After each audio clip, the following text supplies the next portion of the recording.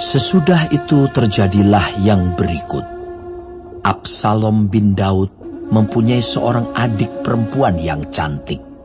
Namanya Tamar. Dan Amnon bin Daud jatuh cinta kepadanya. Hati Amnon sangat tergoda, sehingga ia jatuh sakit karena Tamar, saudaranya itu.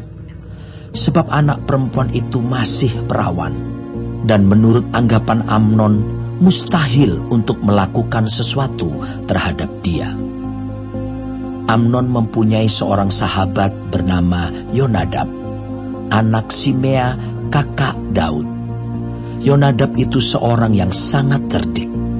Katanya kepada Amnon, "Hai anak raja, mengapa engkau demikian merana setiap pagi? Tidakkah lebih baik engkau memberitahukannya kepadaku?" Kata Amnon kepadanya, "Aku cinta kepada Tamar, adik perempuan Absalom, saudaraku itu." Lalu berkatalah Yonadab kepadanya, "Berbaringlah di tempat tidurmu dan berbuat pura-pura sakit. Apabila ayahmu datang menengok engkau, maka haruslah engkau berkata kepadanya, 'Izinkanlah adikku Tamar datang memberi aku makan.' Apabila ia menyediakan makanan di depan mataku, sehingga aku dapat melihatnya, maka aku akan memakannya dari tangannya." Sesudah itu berbaringlah Amnon dan berbuat pura-pura sakit. Ketika raja datang menengok dia, berkatalah Amnon kepada raja, "Izinkanlah adikku Tamar datang membuat barang 2 kue di depan mataku, supaya aku memakannya dari tangannya." Lalu Daud menyuruh orang kepada Tamar ke rumahnya dengan pesan, "Pergilah ke rumah Amnon kakakmu, dan sediakanlah makanan baginya." Maka Tamar pergi ke rumah Amnon kakaknya yang sedang berbaring-baring. Lalu anak perempuan itu mengambil adonan, meremasnya dan membuat kue di depan matanya. Kemudian dibakarnya kue itu. Sesudah itu, gadis itu mengambil kuali dan mengeluarkan isinya di depan Amnon. Tetapi ia tidak mau makan. Berkatalah Amnon, "Suruhlah setiap orang keluar meninggalkan aku." Lalu keluarlah setiap orang meninggalkan dia. Lalu berkatalah Amnon kepada Tamar, "Bawalah makanan itu ke dalam kamar, supaya aku memakannya dari tanganmu." Tamar mengambil kue yang disediakannya itu, lalu membawanya kepada Amnon, kakaknya, ke dalam kamar.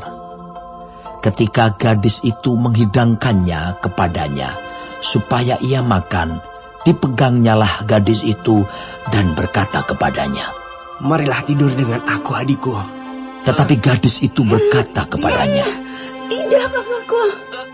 Jangan perkosa aku. Sebab orang tidak berlaku seperti itu di Israel. Janganlah berbuat noda seperti itu. Dan aku, kemanakah ku bawa kecemaranku? Dan engkau ini, kau akan dianggap sebagai orang yang bebal di Israel. Oleh sebab itu, bicaralah dengan raja, sebab ia tidak akan menolak memberikan aku kepadamu." Tetapi Amnon tidak mau mendengarkan perkataannya, dan sebab ia lebih kuat daripadanya, diperkosanyalah dia, lalu tidur dengan dia. Kemudian timbullah kebencian yang sangat besar pada Amnon terhadap gadis itu. Bahkan lebih besar benci yang dirasanya kepada gadis itu daripada cinta yang dirasanya sebelumnya. Lalu Amnon berkata kepadanya, "Bangunlah, nyala." Lalu berkatalah gadis itu kepadanya, "Tidak, kakakku. Sebab menyuruh aku pergi adalah lebih jahat daripada apa yang telah kau lakukan kepadaku tadi. Tetapi Amnon tidak mau mendengarkan dia. Dipanggilnya orang muda yang melayani dia, katanya, "Suruhlah perempuan ini pergi daripadaku, dan kuncilah pintu di belakangnya." Gadis itu memakai baju kurung yang maha indah. Sebab demikianlah putri-putri raja yang masih perawan berpakaikan baju kurung panjang. Kemudian pelayan itu menyuruh dia keluar, lalu mengunci pintu di belakangnya.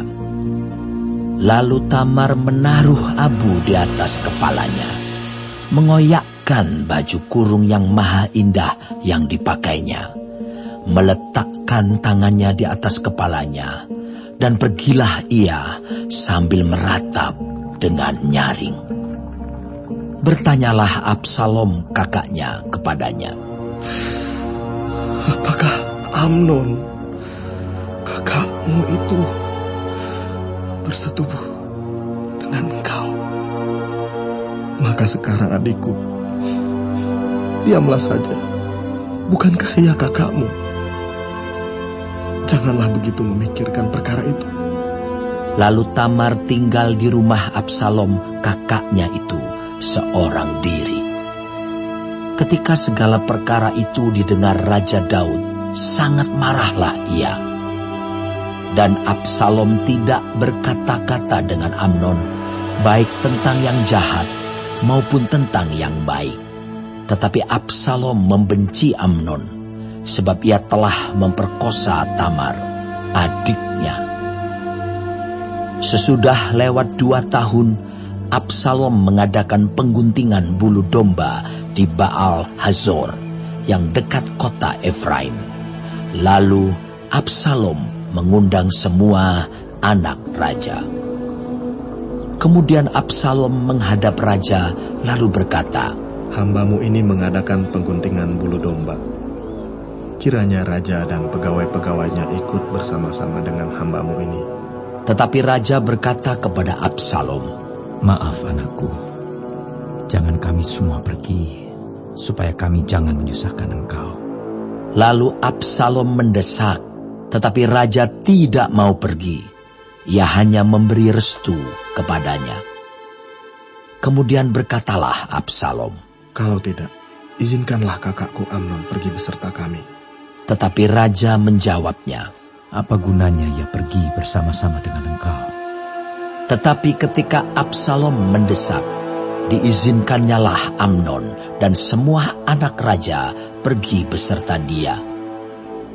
Lalu Absalom memerintahkan orang-orangnya demikian, "Perhatikan, apabila hati Amnon menjadi gembira karena anggur, dan aku berkata kepadamu, paranglah Amnon, maka haruslah kamu membunuh dia.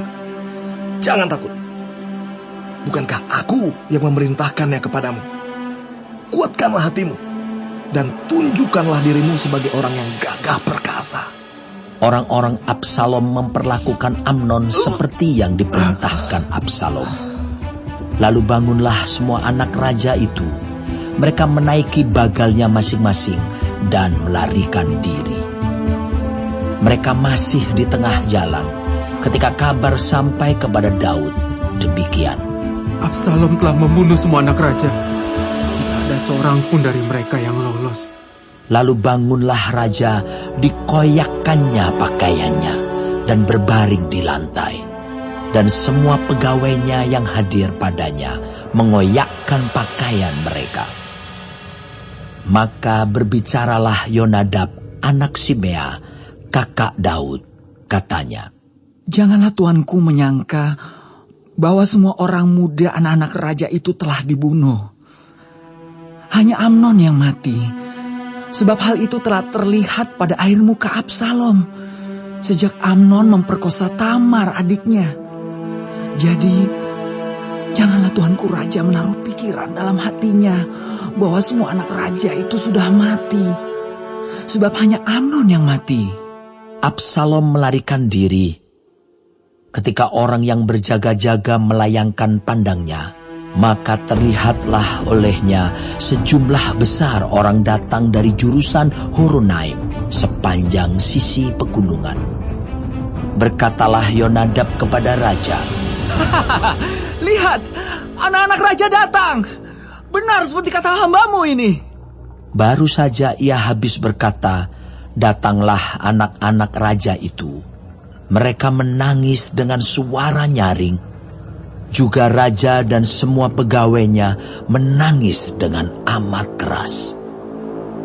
Absalom telah melarikan diri dan telah pergi kepada Talmai bin Amihur, raja negeri Gesur. Dan Daud berduka cita berhari-hari lamanya karena anaknya itu. Absalom telah melarikan diri dan telah pergi ke Gesur. Ia tinggal di sana 3 tahun lamanya. Lalu raja tidak lagi marah terhadap Absalom, sebab kesedihan hatinya karena kematian Amnon telah surut.